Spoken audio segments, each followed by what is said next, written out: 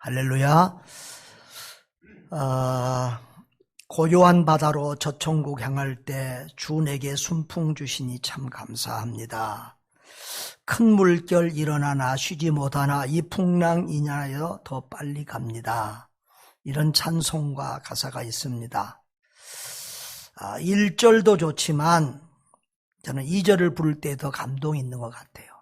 우리가 인생을 살아갈 때 순풍 주실 때도 하나님께 감사하고, 그러나 풍랑 때문에 우리가 더 빨리 간다, 믿음이 더 커진다, 이런 말씀입니다.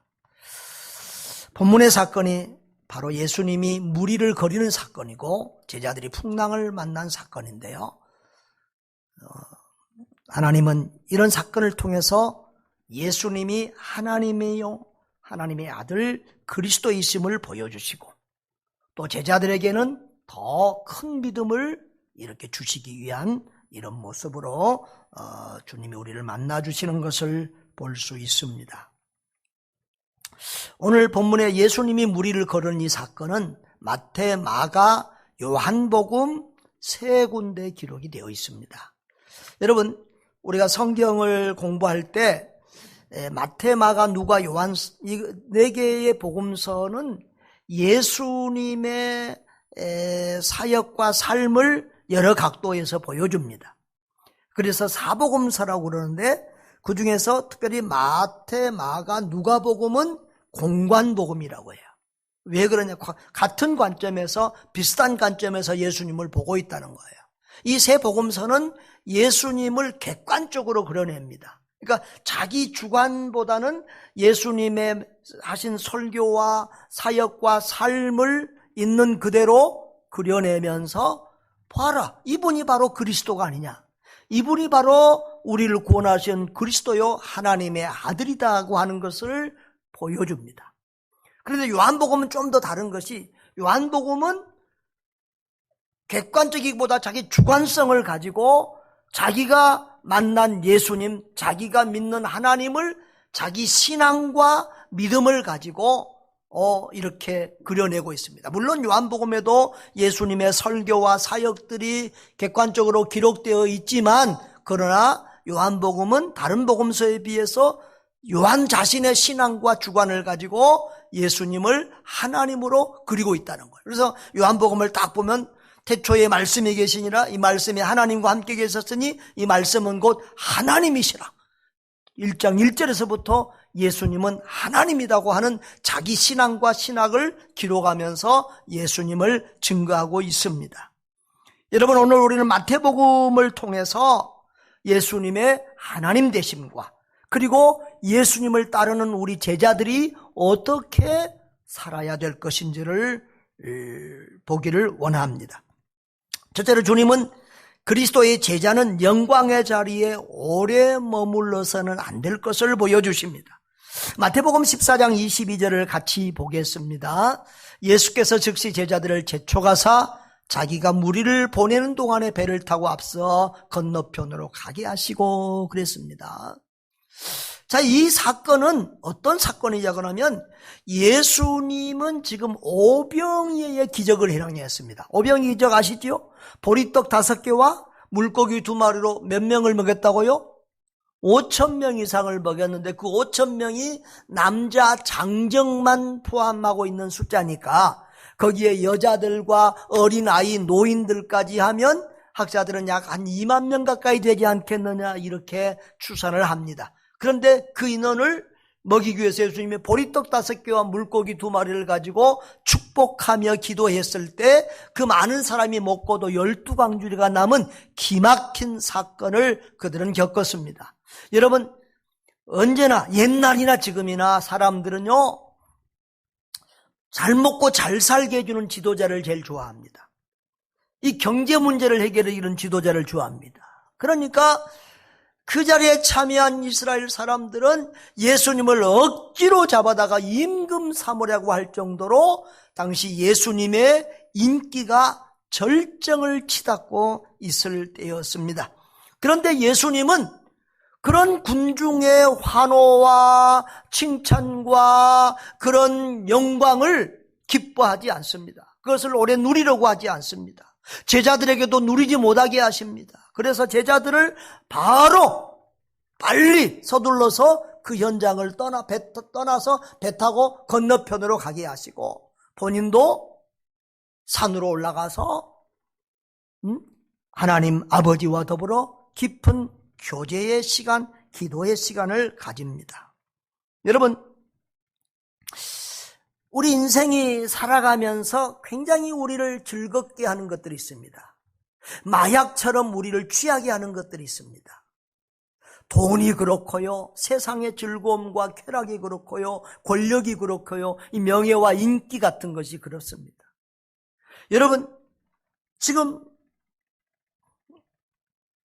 그런데 주님은 자신도 그것을 누리지 않을 뿐만 아니라 제자들도 그것을 누리지 못하게 하십니다.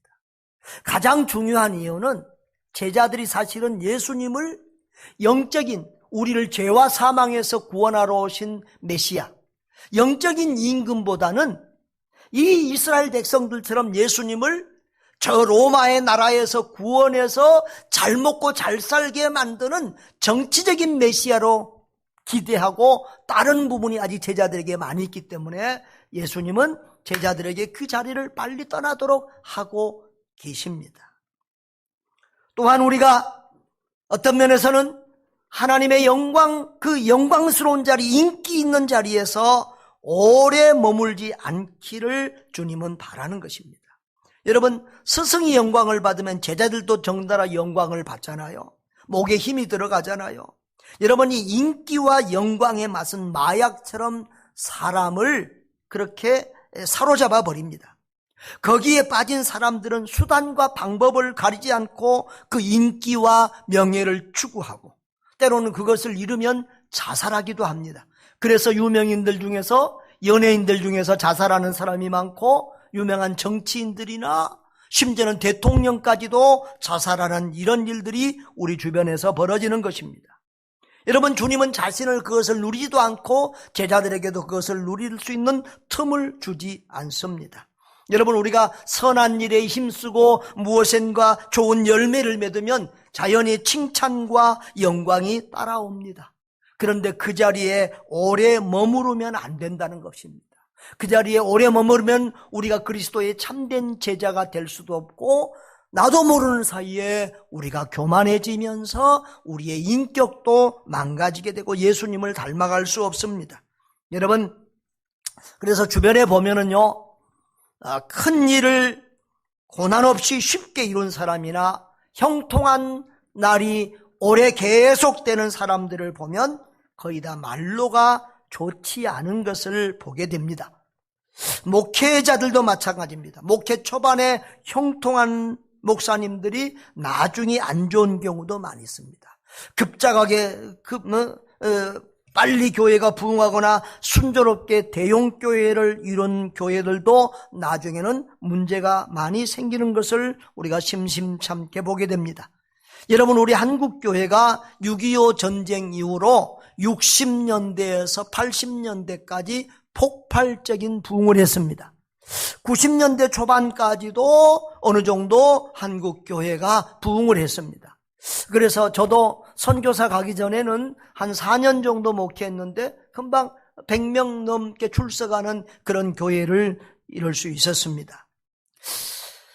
여러분, 세계 대형 교회 20개, 그러니까 세계에서 교인이 가장 많은 교회 1, 2, 3, 4에서 20개 교회를 하면 10개 넘는 교회가 한국에 있습니다. 세계에서 제일 큰 장로교회, 침례교회, 오순절교회, 또 감리교회, 성결교회, 이런 교회들이 한국에가 다 있어요.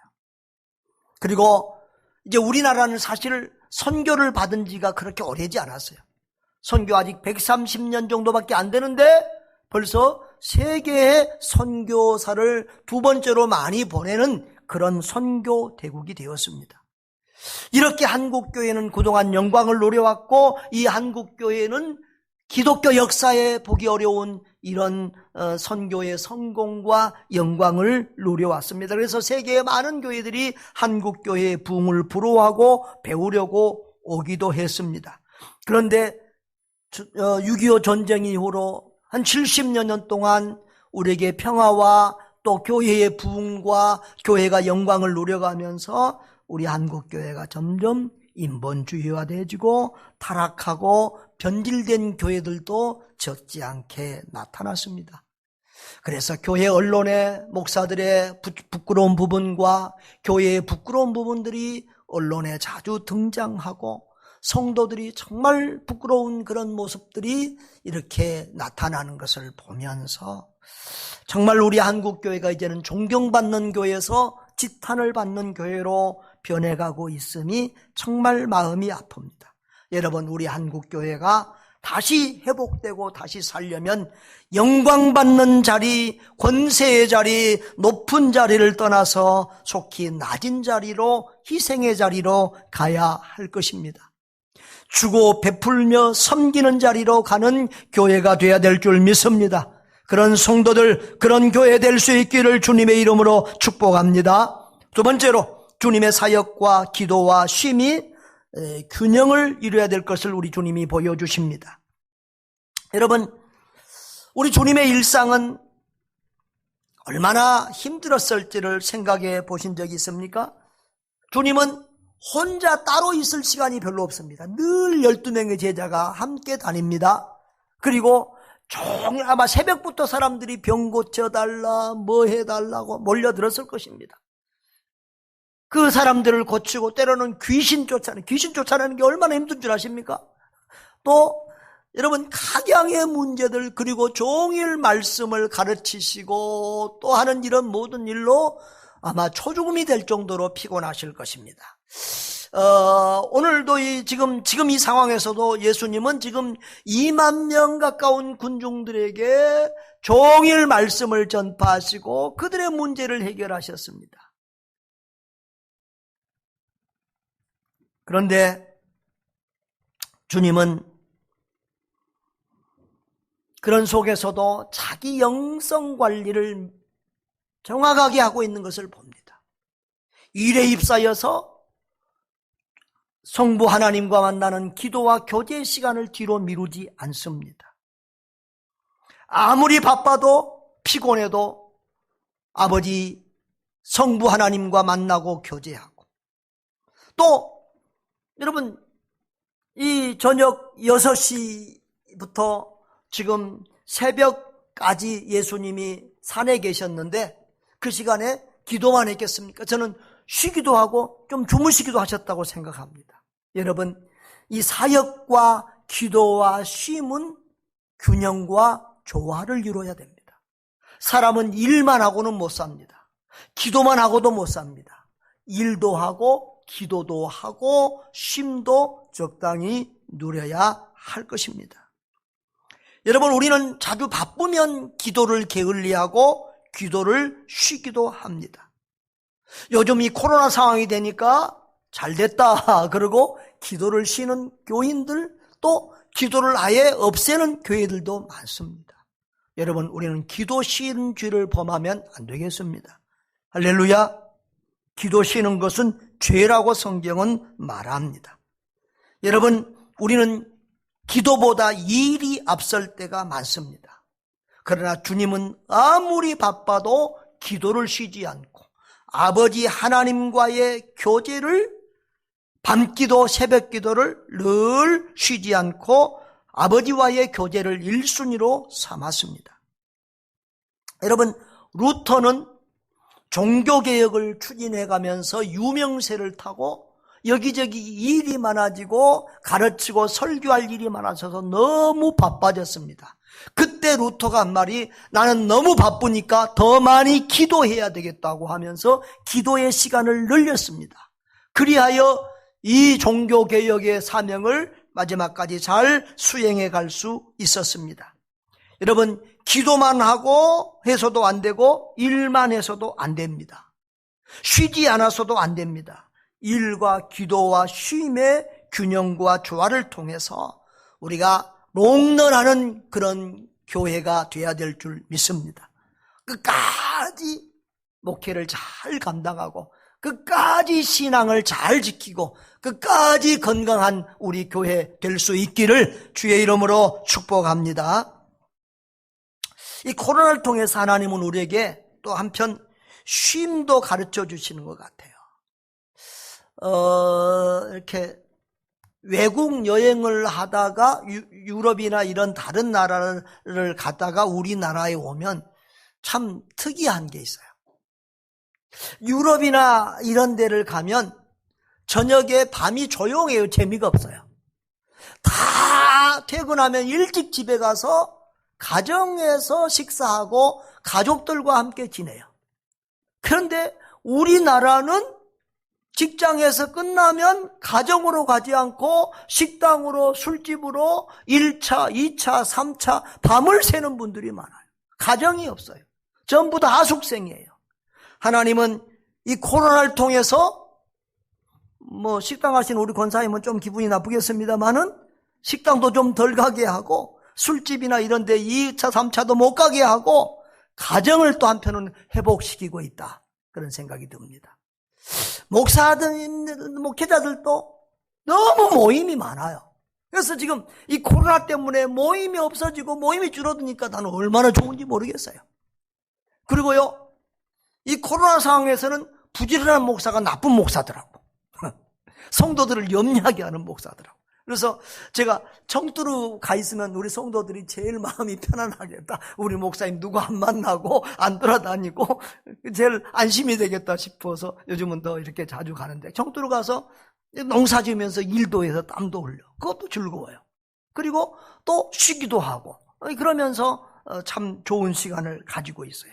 여러분, 우리가 사역과 기도와 이 쉼이 균형을 이루며 영육 간의 강건해서 천국 가는 그날까지 영혼과 육신과 삶이 건강한 저와 여러분 될 수 있기를 주님의 이름으로 축복합니다. 그다음에 세 번째로, 주님은 제자가 가는 길에 풍랑과 고난도 필요하다는 것을 보여주십니다. 마태복음 14장 24절을 보시면 배가 이미 육지에서 술이나 떠나서 바람이 거스름으로 물결로 말미암아 고난을 당하더라라고 했습니다. 여러분, 그날 상황이 예수님만 피곤한 게 아닙니다. 제자들도 똑같이 피곤합니다. 2만 명 정도의 사람을 몇 명이 관리했어요? 12명이 관리했어요. 사람들이 다 말 잘 듣습니까? 아닙니다. 빵 더 달라고, 떡 더 달라고 소리 지르는 사람도 있고. 에? 여러분, 구제받는다고요. 구제받은 사람들이 다 감사하는 거 아니에요. 불평이 얼마나 많은지 몰라요. 이번에도 이렇게 지난 11월 달에 우리가 쌀을 40%인가요? 이렇게 했는데, 받는 사람들이요, 쌀 도정한 게 오래되면 왜 이런 못 먹을 쌀 주냐고 막 그런답니다. 그래서 바로 도정한 새 쌀로 다 줬어요. 이번에도 라면을 샀는데 내 생각보다 라면 값이 너무 비싼 거 있죠. 그래서 뭐 라면 값이 이렇게 비싸냐? 쿠팡에서 보니까 훨씬 싼데. 그랬더니 나는 라면을 잘 안 먹으니까 신라면하고 일반 라면하고 그렇게 값 차이가 나는지 몰랐어요. 일반 라면을 주면 사람들이 받아먹어서 왜 이런 먹도 못할 거냐고 신라면 주라고 또 그런대요. 그래서 이 신라면을 많이 사고, 그래서 내가 제발 좀 신라면 말고 다른 라면도 좀 사라, 덜 매운 것도. 나 외국에 살아보니까 왜 라면이 신라면밖에 없었고 나는 매운 거 잘 못 먹는데 아주 그것이 마음이 상했다. 그래서 좀 덜 매운 라면도, 진라면도 좀 사라. 진라면 광고 용어는 아닙니다. 그렇게 해가지고 이렇게 이번에도 했는데요. 아무튼 여러분, 지금 시대 사람만 그러겠습니까? 그 당시 사람들도 마찬가지입니다. 별의별 사람이 다 있을 거예요. 왜 나는 생선을 머리 대가리만 주냐, 꼬리 이렇게 할 거고요. 빵도 더 달라고 그럴 거고, 하여튼 서로 시끄럽고 난리를 부릴 텐데, 그런 사람들 통제하느라고 제자들 얼마나 힘들었겠어요. 그런데 또 예수님은 인정사정 없이 그 제자들을 저 바다로 몰았어요. 배 타고 가게 합니다. 그런데 바람과 풍랑을 잔잔케 하시는 주님께서 그날 밤에는 좀 고요한 바다로 순풍을 주셔야 될 게 아니겠습니까? 그런데 그날따라 얼마나 또 바람이 새는지, 여러분, 이 갈릴리 바다는요 얼마나 이 일기 변화가 많고 그런지 변덕스러운 사람을 갈릴리 바다 같은 사람이라고 그런 정도로 이 갈릴리 바다는 일기 변동이 많아요. 또 이 밤에 이 바람이 불 때가 많아요. 근데 그날은 바람이 이제 이 맞바람이라고 그러는데요. 앞에서 바람이 불고 파도가 치는 거예요. 그러니까 지금은 이제 다들 기계로 엔진으로 막 가니까 이렇게 맞바람이 쳐도 배들이 잘 가지만 옛날에는 전부 다 이렇게 돛담배고 노저 가니까 바람이 뒤에서 불어줘야 빨리 가고 순풍의 돛담배, 그게 순풍의 돛담배예요. 그렇게 가는 거예요. 근데 앞에서 바람이 치고 파도가 치면 그게 이제 거스리는 거예요. 그러면 굉장히 힘들어집니다. 근데 그날 밤에 이 바람과 파도는 아주 평일하고 다르게 상당히 거세었던 것 같아요. 예수님의 제자들은 직업이 뭐예요? 어부들이에요. 건장한 어부들이에요. 노를 젓고 그 바다에 잔뼈가 굵은 사람인데 지금 이 제자들이 6시경에 그 자리를 떠났다고 보여져요. 그런데 지금 예수님이 제자들에게로 온 데가 몇 시예요? 4경이라고 그랬어요. 그러면 새벽 3시부터 6시 사이예요. 그러면 그 사람들이 그 제자들이 8시간 9시간 노를 젓는데 얼마나 가냐 수리를 갔다고 그랬는데 헬라 성경에 보면은 25에서 30 스타디온을 갔다고 그랬어요. 그러면 그것은 4km, 5km밖에 안 돼요. 그러니까 그렇게 노를 저어도 별로 앞으로 나아가지 못하고 아주 땀만 찝찝르고 너무 고난을 당하더라. 고난을 당하더라. 여러분, 사람은요 누구나 고난을 싫어해요. 풍랑보다는 순풍에 돛달고 가는 그런 인생, 형통한 인생을 좋아해요. 낮은 자리보다는 영광의 자리를 좋아해요. 그런데 예수님은 우리를 풍랑 가운데로 이끄시고 우리를 고난의 자리로 이렇게 보낼 때가 많아요. 여러분, 그런데 아셔야 될 것은 주님이 우리에게 보내는 풍랑과 고난은 반드시 우리를 결과적으로는 더 잘되게 하고 복주시기 위함인 줄로 믿습니다. 여러분, 주님은 우리가 영광의 자리에 오래 있으면 망가질 것을 아세요. 주님은 고난이 성도를 성도되게 하고 고난이 제자를 제자되게 하고 고난이 교회를 교회되게 하는 것을 알고 계십니다. 그래서 우리는 고난을 싫어하지만 우리들을 때로는 이 고난의 현장으로 내몰고 있다는 것입니다. 여러분, 어찌 보면 이 고난은 자초한 고난입니다. 여러분, 성도들이 평안할 때, 이 교회가 평안할 때 그 자리에서 먹고 놀고 뒹굴면 안 됩니다. 어찌 보면 이제 우리 교회는요 안정된 교회입니다. 우리 교회 재정이나 모든 면에서요 우리 뭐 하면 금방 빚 갚고요 더 큰 예배당도 지을 수 있고요 뭐 저 아파트 단지 가서 예배당 지으면 더 크게 부흥할 수도 있고요 우리가 뭐 그렇게 갈 수도 있어요. 그러나 그것은 주님이 원하시는 교회의 모습은 아닐 것입니다. 교회가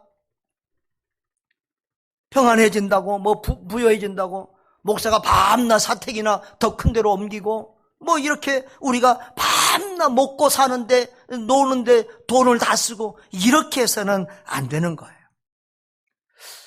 올해 우리 교회가 이 코로나 위기 속에서도 넉넉한 결산을 했습니다. 일반 헌금도 선교헌금도 다른 어느 때보다 더 풍성하게 이렇게 나왔습니다. 그런데 돈이 남았습니까? 연말에 하나도 안 남았습니다. 1월 달에는 마이너스 재정까지 갔어요.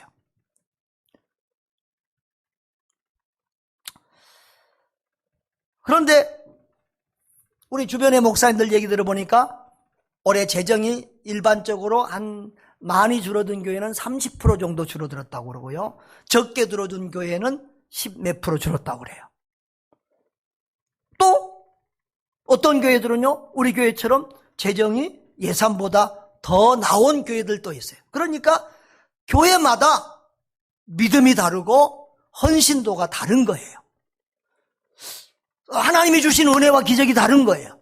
그런데 놀라운 것은 헌금이 20% 이상 적게 나왔다는데 돈이 남아서 교회 빚을 갚았다는 교회가 있더라고요. 그래서 너무 신기하잖아요. 어떻게 그런 일이 있었냐고 그랬더니 코로나 상황이라서 아무 일도 못하니까 행사도 못하고 먹도 못하고 그러니까 돈이 남았다는 거예요. 여러분, 그런데 우리 교회도 코로나 상황에서 뭐 행사를 많이 못했지만 그런데 우리는 남은 게 없어요. 코로나 상황에 또 우리가 선교나 이런 일들을 구제하는 일들을 더 많이 했기 때문에 그렇습니다. 여러분, 코로나 상황에서 또 선교사를 파송하고 올해도 선교사를 파송합니다. 여러분, 안 해도 누가 뭐라고 하지 않습니다.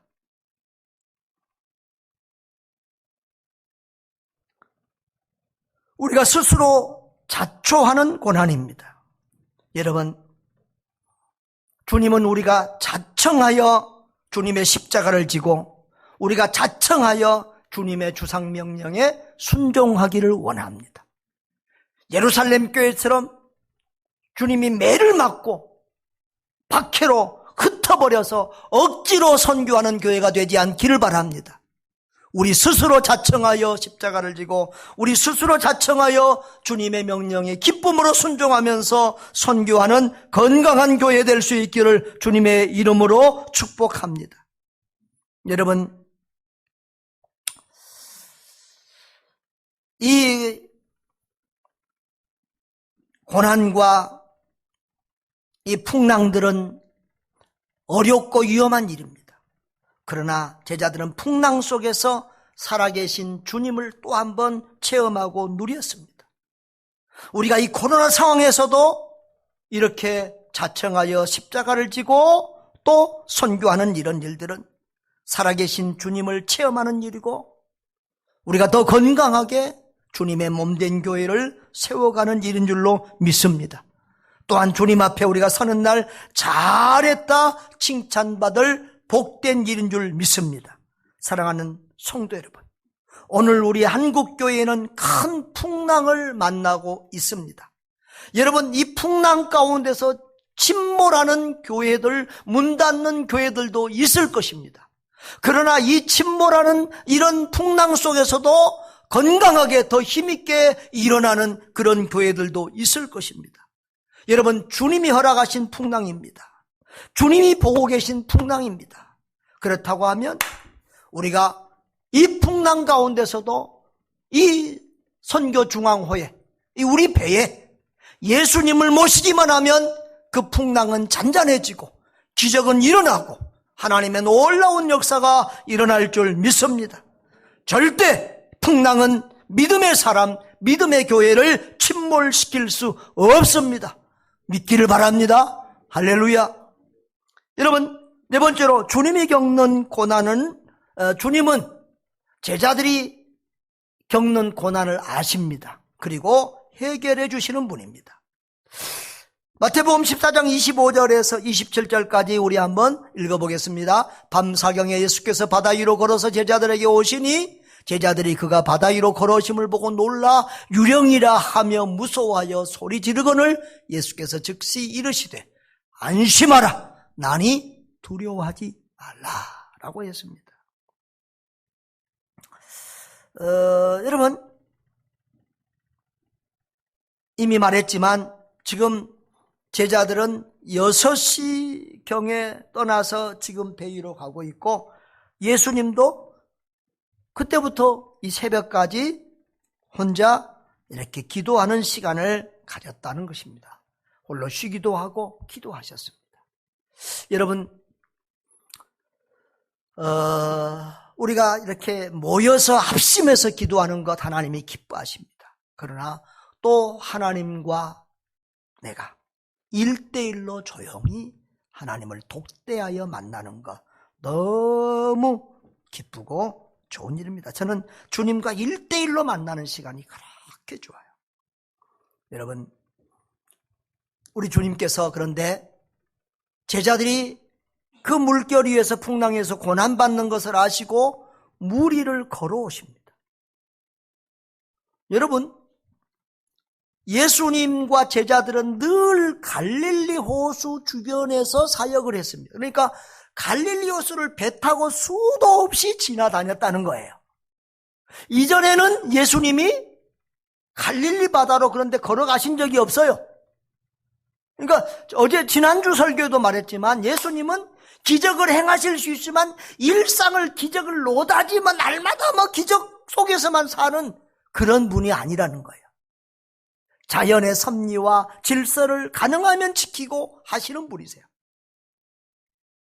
한 번도 주님이 바다 위를 걸은 적이 없으세요.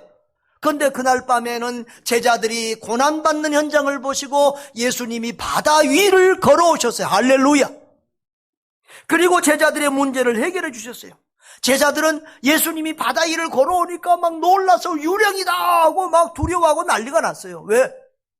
눈 생기고 코 생기고 사람이 물 위를 걷는다는 말도 들어본 적이 없고 본 적도 없는데 한밤중에 그렇게 오니까 누가 봐도 이거 귀신이 유령이 온다고 두려워하지 않겠어요? 그때 예수님은 안심하라, 나니 두려워하지 말라라고 말씀하십니다. 여러분, 우리는 어려운 일을 만나면 우리가 죽게 되었다고 소리 지르면서 이렇게 주님을 부를 때가 있습니다.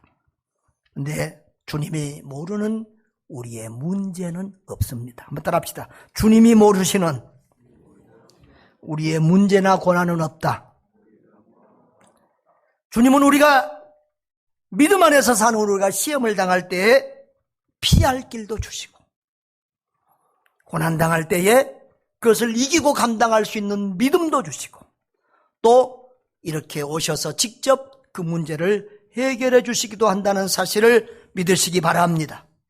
여러분, 주님이 안심하라, 나니 두려워하지 말라 그랬어요. 마가복음, 요한복음에는 내니 두려워하지 말라 그렇게 되어 있어요. 다 같은 말인데요, 여기 나다라고 하는 말은 에고 에임이 I am이라는 표현. 나는 나다, 이것은 어떤 곳에는 I am who I am, I am that I am 이렇게 영어 성경이 되어 있는데요, 이것은 구약 성경 출애굽기 3장 14절에서 볼 때 여호와라는 이름의 뜻이에요. 모세가 하나님이 모세를 이스라엘 백성들에게 보낼 때 모세가 하나님께 이렇게 물어봅니다. 누가 나를 보냈다고 할까요? 그러니까 하나님께서 자기 이름을 여호와라고 알려주면서 그 뜻을 풀어주는데 나는 스스로 있는 자다 이렇게 말씀하세요. 그것이 나는 나다라는 뜻이에요. 그러니까 예수님께서 안심하라, 나니 두려워하지 말라 이렇게 말씀하신 것은 안심하라, 나는 여호와니라, 그러니 두려워하지 말라, 이런 의미를 지니고 있습니다. 예수님은 이런 모습으로, 말씀으로 당신이 메시아 그리스도 하나님의 아들이신 것을 보여주십니다. 할렐루야. 여러분, 서두에서도 내가 말씀했지만 이 성경을 기록하신 기록자들은 예수님이 하나님의 아들 그리스도라는 것을 이 모양 저 모양으로 언뜻 사람들에게 보여주기를 원한다는 거예요. 32절 33절도 한번 볼까요? 32절 33절도 같이 읽어보겠습니다. 배에 함께 오름에 바람이 그치는지라 배에 있는 사람들이 예수께 절하여 이르되 진실로 하나님의 아들이로소이다. 예수님이 배에 오르니까 그냥 그 바람과 파도가 멈춰버리는 거예요, 순식간에. 그리고 제자들은 예수님께 절하면서 진실로 하나님의 아들입니다 라고 고백하는 것을 보게 됩니다. 할렐루야. 여러분, 예수님은 사람의 몸을 입고 우리를 구원하시 오신 성자 하나님이라는 사실을 믿으시기 바랍니다. 주님은 천지 만물을 창조하고 다스리시는 절대 주권의 하나님이십니다. 여러분, 예수님이 우리 인생 가운데 오시면 우리의 문제는 해결되고 우리 인생의 바람과 파도는 잔잔해질 줄 믿습니다. 우리의 죄 문제가 해결됩니다. 죽음 이후에 영생의 문제가 해결됩니다. 뿐만 아니라 믿음을 통하여 우리는 인생의 모든 문제를 이기고 승리할 수 있습니다. 그래서 히브리서는 우리 믿는 사람들에게 세상이 감당치 못하는 사람이라고 했습니다. 사랑하는 여러분, 주님은 우리를 죄와 사망 가운데서 우리를 구원해 주실 뿐만 아니라 우리의 모든 문제를 도와주시는 분임을 믿으시기를 바랍니다. 풍랑을 잔잔하게 해주기도 하시고 견디고 버틸 수 있는 힘과 믿음도 주십니다. 할렐루야. 마지막으로 주님은 믿는 우리도, 믿는 사람도 예수님만 무리로 걷는 게 아니라 예수님을 믿는 우리들도 무리를 걷는 기적을 체험할 수 있다는 사실을 보여주십니다. 아까 말했지만 마태, 마가, 요한복음에 이 내용이 기록되어 있는데 마태복음에만 베드로가 무리를 걷는 내용이 기록되어 있어요. 그런데 여러분, 이 베드로는 열정적이고 성격이 적극적이고 믿음도 다른 제자보다 뛰어나요. 제 별명이 친구들 사이에서 호기심 천국인데요, 베드로도 호기심이 많은 사람 같아요. 그러니까 예수님이 무리로 걸어오니까 너무 신기한 거예요. 그러니까 나도, 주여 나도 걷게 해주십시오. 그러니까 주님이 오라 그러니까 배에서 내려서 무리를 걸어갔다 그랬어요. 할렐루야. 그런데 바람이 불어오고 파도가 치는 것을 보고는 순식간에 두려운 마음이 들었어요. 그러자 베드로가 물속에 빠져들어가는 거예요. 그래서 예수님이 베드로의 손을 붙잡아서 건져내 주시고 베드로와 더불어 이제 배에 탑니다. 그러면서 예수님이 뭐라고 하십니까? 믿음이 작은 자여 왜 의심하였느냐. 뭐 따라합시다. 믿음이 작은 자여 왜 의심하였느냐. 여러분, 믿음이 무엇입니까? 주님만 바라보고 의지하는 것입니다. 그런데 주님보다는 환경과 문제를 바라보고 두려워하는 것이 의심이요 작은 믿음입니다. 여러분, 주님은 베드로에게 믿음이 없는 자여라고 말하지 않았습니다. 믿음이 작은 자여라고 말했습니다. 아마 오늘 주님이 우리에게도 믿음이 없는 자여 그렇게는 말하지 않을 것입니다. 그러나 우리가 잘못하면 믿음이 작은 자라는 꾸중은 들을 수가 있습니다. 여러분, 그런데요, 우리가 신앙생활 해보면 큰 믿음 가지기가 쉽지 않더라고요. 수십 년 신앙생활에도 믿음의 밑바닥을 치는 사람들이 얼마나 많은지 몰라요. 예수님의 제자들도 복음서에 보면은 믿음이 크다고 칭찬을 받아본 적이 거의 없어요. 믿음 크다고 칭찬받는 사람, 성도는 손으로 꼽을 정도예요. 여러분, 그렇게 큰 믿음 가지기가 쉽지 않아요. 믿음이 자라는 것이 쉽지 않아요. 사실 제자들도 보면은 이 사건을 이전에도 바다 위에서 예수님이 하나님이심을 체험하고 목도하고 경험한 적이 있어요. 마태복음 8장에 보면 8장 26절 그 부분에 보면은요, 그때도 예수님께서 이렇게 바람과 파도가 너무 심하게 치는 거예요.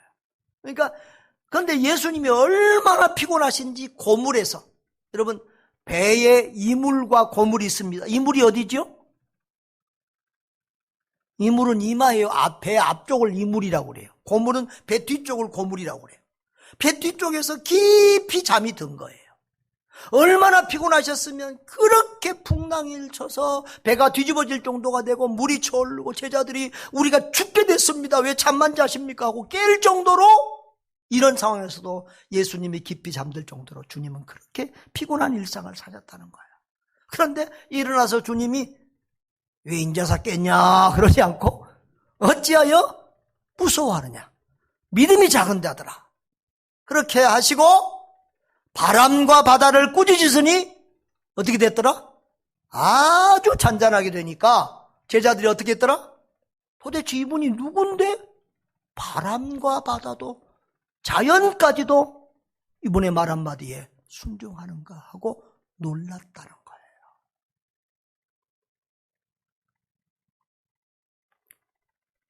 그런데 제자들이 똑같은 이런 비슷한 상황에서 또 두려워하고 놀라고 있는 것을 보면 얼마나 우리가 받은 은혜를 망각하고 우리 믿음이 자라기 어려운가를 또 한번 볼 수 있어요. 여러분, 이 같은 사건이 기록된 마가복음 제일 마지막 절을 보면 이런 말씀이 있어요. 마가복음 6장 52절 같이 읽어볼까요? 이는 그들이 그 떡 떼시던 일을 깨닫지 못하고 도리어 그 마음이 둔하여졌음이더라 그랬어요. 여기서 떡 떼시던 일이 무슨 일일까요? 오병이어 사건을 말해요. 그들은 지금 몇 시간 전에 오병이어 사건을 통해서 우리 주님의 능력이 얼마나 대단하신지, 우리 주님에게는 불가능이 없으신 것을 보고 체험했잖아요. 그런데 몇 시간도 못 돼서 풍랑 앞에서 두려워하며 떨고 있는 이 연약한 인간의 모습, 이렇게 몇 시간만 지나도 망각해버리는 이런 불신앙의 우리들의 모습을 보게 됩니다. 그래서 여기 보면 마음이 둔하여졌다는 것은 영적 감각이, 영적인 지각력이 둔하다는 거예요.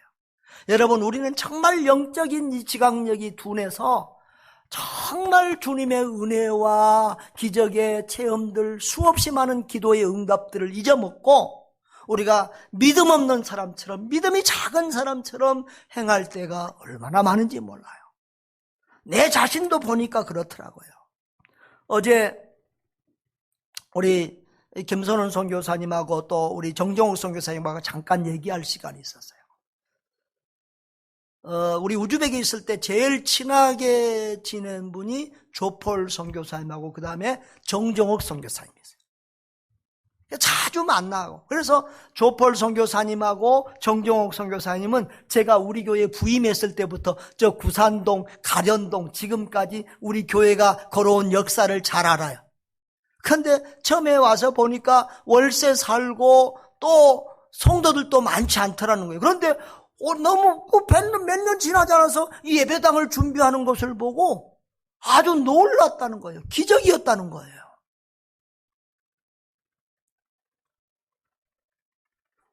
우리도 그렇게 생각하고 느꼈잖아요. 그런데 여러분, 지난해에 이 코로나 상황에서 우리는 다른 어느 때보다 가장 넘치는 헌금이 나갔고 가장 많이 선교하고 구제하고 일할 수 있었습니다. 우리 재정부도 기적이라고 그러고 우리 성도들도 남들도 기적이라고 말합니다. 그런데 우리는 또다시 믿음 없는 행동을 합니다. 특별히 제가 그랬습니다. 저는 우리 선교사님들이 이제 올해 10명이 됐습니다. 이번에 제가 우즈벡에서 추방당할 때 사탄에게 그렇게 말했습니다. 사탄아, 너가 나를 추방하면 하나 추방하면 내가 10명의 선교사를 보낼 거다. 네, 우리가 10명이 됐어요. 그런데 우리 선교사님들이 지금 선교비가 파송선교사 30에서 130까지 있어요. 그런데 이 30만 원 받으신 분이 몇 분 되는데 이분들을 50만 원으로 올려야 되겠다. 적어도 그래도 한 50만 원 이상을 해야 파송교사라고 좀 그것도 부족하지만 이렇게 말할 수 있지. 그런 생각을 하고 올해는 하리라 그렇게 생각했어요. 그런데 내 마음에 지금 올해 특별한 11조나 이런 것들이 많아서 그렇지 내년에도 이렇게 되겠어 하는 생각이 순간적으로 드는 거예요. 그래서 50만 원까지는 못 올리고 엉거주춤만 그렇게 했어요. 그래서 어제도 내가 이 설교를 준비하고 또 옆에서 그 말씀을 드리면서 정말 내가 믿음이 없구나 회개했어요. 우리 장로님들 한 번 더 해서 우리 선교비를 더 올려서 우리 파송선교사님들은 최소 우리가 후원 선교사님들은 또 후원 선교사들도 좀 마음 상할지 모르지만 이 차고 하여튼 파송 선교사님들은 최고로 더 앞으로도 더 이렇게 잘 섬겨야 될 겁니다. 여러분, 우리가 믿음으로 살면 이전에 역사하셨던 하나님, 이전에 베푸셨던 주님을 올해도 체험하며 누리며 살아갈 줄 믿습니다. 할렐루야. 또 우리 교회 선교비가 작지 않아요. 자, 우리 성도들이, 제가 이번에도 월정 헌금이 좀 부족하거든요. 월정 특별 선교헌금도 좋지만 월정 선교헌금이 더 이렇게 많아져야 교회가 선교하는 데 좀 목사가 안정감이 있어요. 그렇게 하고, 또 교회 재정이나 이렇게 좀 지혜롭게 운영하면 충분히 감당할 수 있을 줄 믿습니다. 사랑하는 성도 여러분, 풍랑 속에서 우리는 풍랑을 볼 것인가, 주님을 볼 것인가, 무엇을 선택할 것인가를 결정해야 합니다. 결단해야 됩니다. 작은 믿음은 풍랑을 보고 두려워합니다. 그러나 주님을 보고 주님을 의지하는 성도는 큰 믿음의 사람이 될 것입니다. 풍랑을 보는 사람은 두려워하게 되고 문제에 빠지게 되고 문제에 지고 맙니다. 그러나 큰 믿음의 사람은 물 위로 걸어오신 주님을 만나고 문제가 걸림돌이 아니라 디딤돌이 되는 그런 역사가 나타날 줄 믿습니다. 주님은 고난받는 우리에게 난이 안심하라, 두려워하지 말라고 말씀하십니다. 여러분, 문제 속에도 주님이 계시고 코로나 속에도 주님이 계시고 올해도 주님이 우리와 함께 하십니다. 풍랑 가운데서도 코로나 상황 가운데서도 우리와 함께 하신 주님을 체험하고 누리고 간증하고 자랑할 수 있는 저와 여러분 되시기를 주님의 이름으로 축복합니다. 할렐루야. 다 같이 동성으로 기도합니다. 살아계신 아버지 하나님, 주의 은혜를 감사합니다. 주님은 살아계시는데, 우리와 함께 계시는데 우리는 늘 문제와 상황을 보고 두려워하고 염려합니다.